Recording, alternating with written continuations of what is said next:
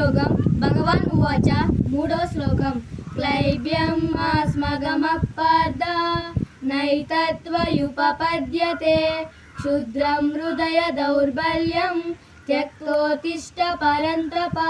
ఓ అర్జున, పిరికితనమునకు లోను కావద్దు, నీకిది ఉచితము కాదు.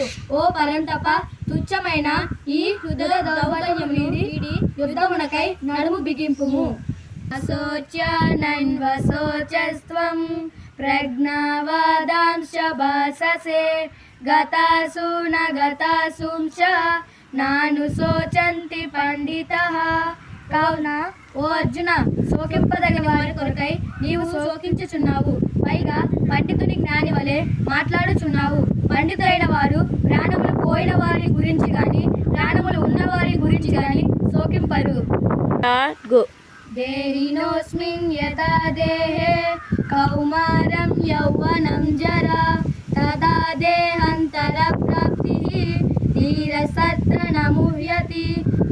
ఈ జీవాత్మకు దేహమునందు కౌమారము, యౌవనము, వార్ధక్యము ఉన్నట్లే మరి ఒక దేహ ప్రాప్తి కలుగును. ధీరుడైన వాడు ఈ విషయమునకు మోహితుడు కాడు.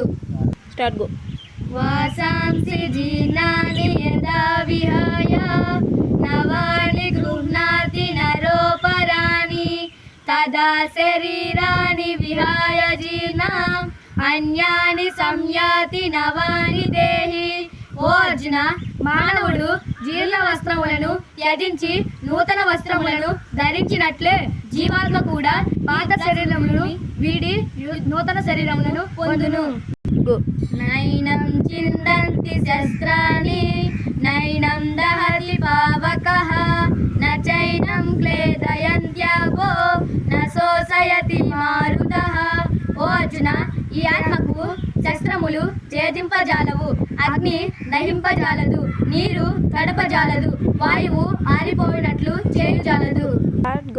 అదచైనం నిత్యజాతం నిత్యం వా మన్యసే మృతం తదాపి త్వం మహాబాహో నైవం శోచితుమర్హసి. ఓ అర్జున, ఈ ఆత్మకు జనన మరణములు కలవని ఒకవేళ నీవు భావించినప్పటికీ దీనికై నీవు శోకింపదగదు. జాతస్య హి ధ్రువో మృత్యుః ధ్రువం జన్మ మృతస్య చ తస్మాద్ పరిహార్యేర్దే నత్వం శోచితుమర్హసి. యాలనన పుట్టిన వానికి మరణము తప్పదు, మరణించిన వానికి పునర్జన్మ తప్పదు, కనుక అపరిహార్యములైన దీనికై నీవు శోకింపదగదు.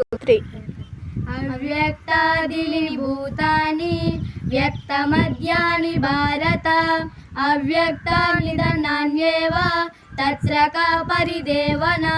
ఓ అర్జున, సృష్టింపబడిన ప్రాణులని పుట్టుకకు ముందు అవ్యక్తములు, జీవిత కాలంలో వ్యక్తములు, మరలా మరణించిన ఏడాది అవ్యక్తములు, కనుక దీనికై నీవు శోకింపదగదు.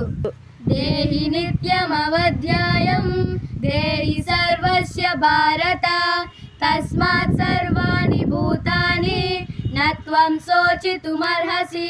ఓ అర్జున, ప్రతి దేహమునందును ఉండేది ఈ ఆత్మ వధించుటకు వీలు కానిది, కనుక ఏ ప్రాణి గురించి అయినా నీవు శోకింపదగదు.